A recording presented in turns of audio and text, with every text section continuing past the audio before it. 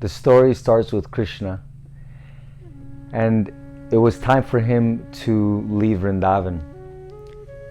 So Akrura came and picked up Krishna and Balaram and took him to Mathura to defeat the evil king Kamsa. And then he didn't return. He had to do his princely duties. So a lot of time passed by, and we know that Uddhava came as a messenger. And more time passed by. And Balaram was getting a little anxious. He was getting a little uneasy because he wanted to go back to Vrindavan.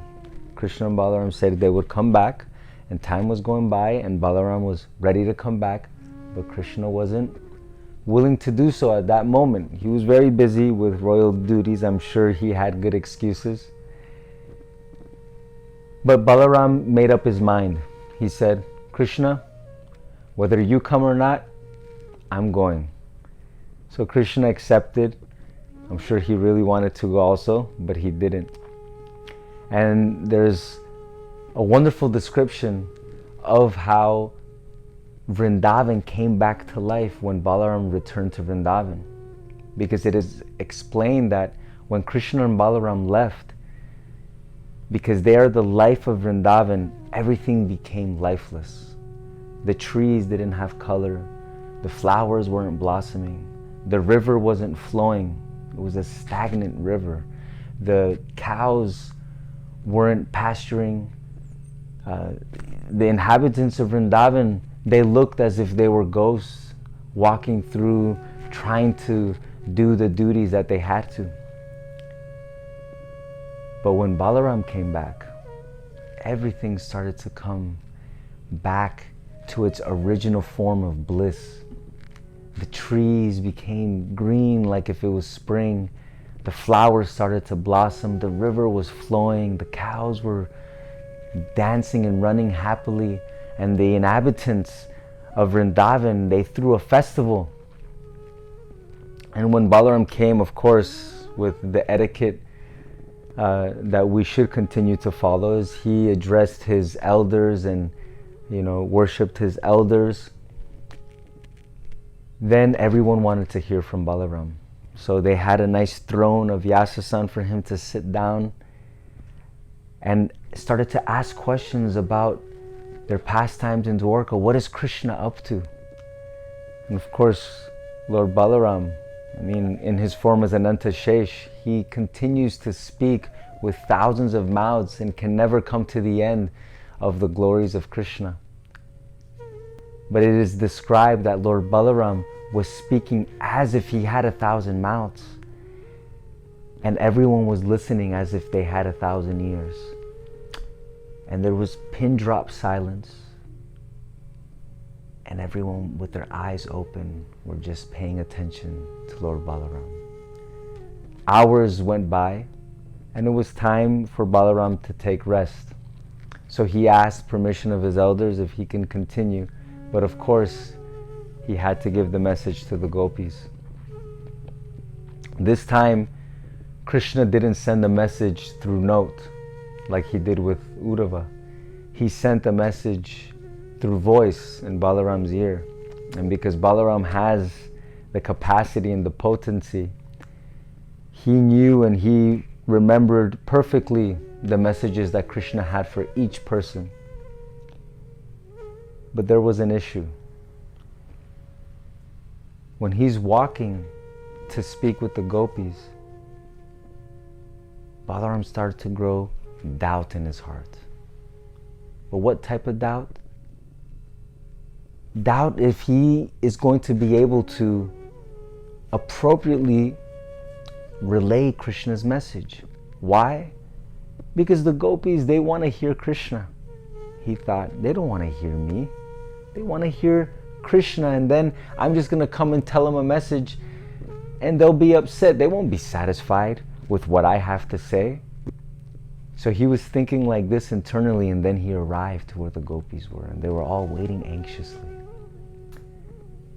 And just when he arrived, he just stood still and observed the gopis.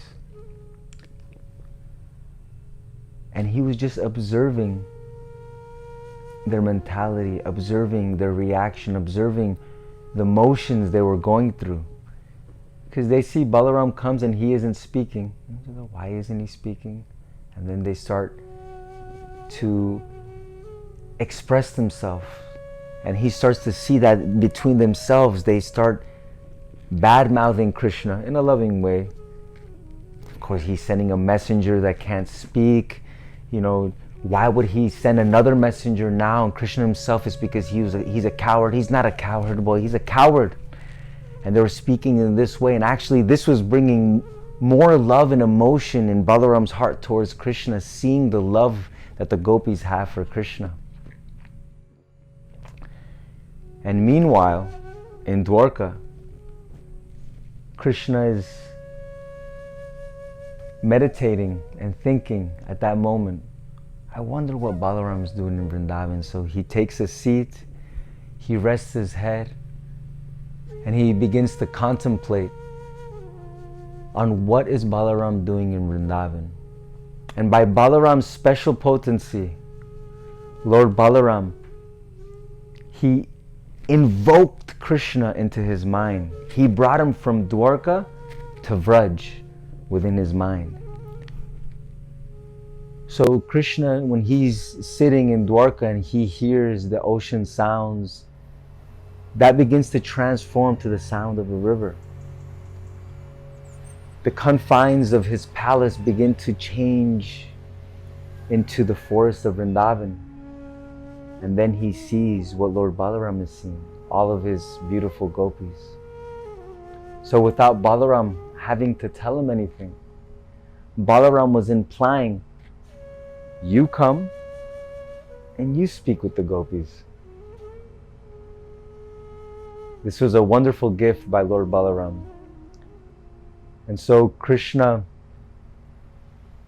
he started to relay his message. But the gopis, they were mesmerized. Why?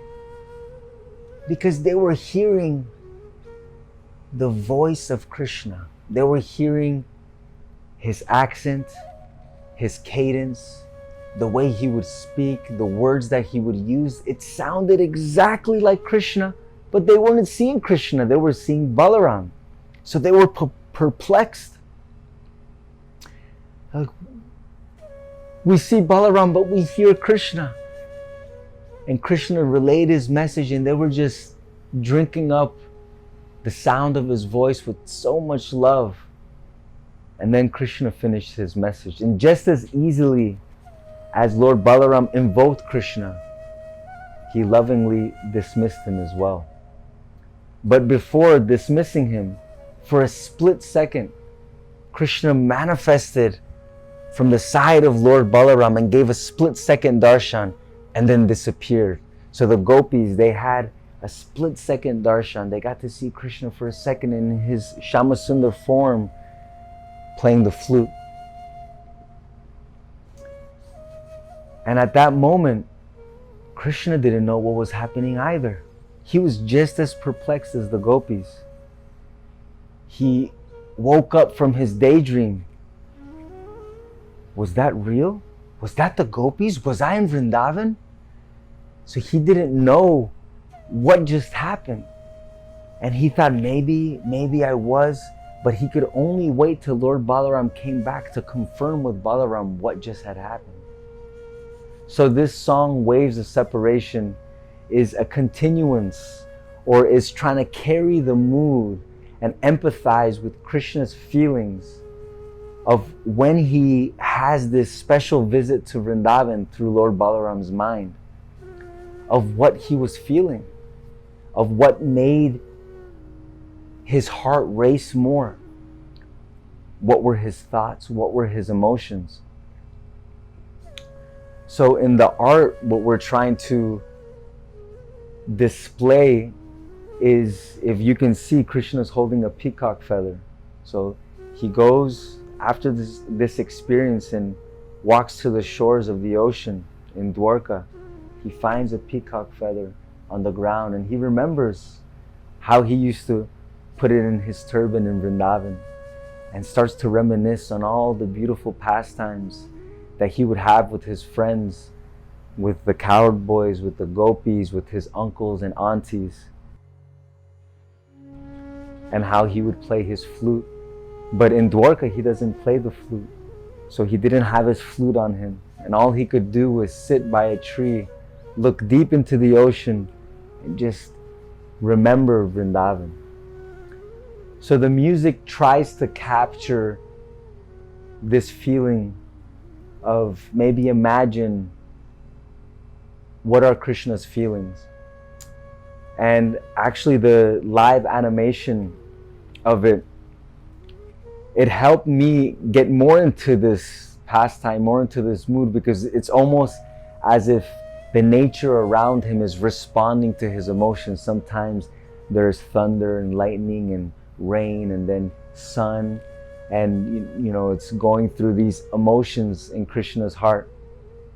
And at a certain point in the song, if you can recognize, because the beginning part is an original composition, and then there's a pause, and then there's a peacock call, and then the melody, famous melody I grew up with, Jayo Radhe Jayo Krishna Jayo Vrindavana Shri Govinda Gopinatha Madana Mohana.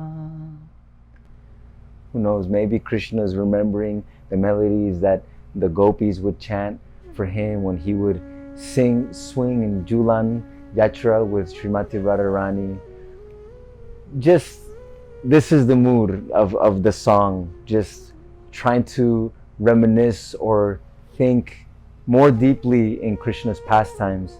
And I would like to really thank His Holiness Shivaram Swami for writing this pastime so beautifully in his book Krishna Sangati. And when I read this pastime, it just completely captivated my heart. I've always grown up hearing the pastime of Krishna going to Dwarka, you know, Uddhava coming as a messenger, Lord Balaram coming as a messenger, but the details that he goes into in this pastime is completely mesmerizing. And I'm truly grateful because it inspired this song, it inspired the art, it inspired the animation. So hopefully this humble offering can serve as a vehicle to remember Krishna more. And I would like to encourage all of my friends, all of the viewers, listeners, that don't be afraid if it's your first time. Just go ahead, just try to do something and offer it to Krishna. Actually, it was our first time doing a project like this. My first time recording a single, doing a final mix for a song. Arjun Bhattacharya's first time doing video animation. Vishnu's first time doing art with color.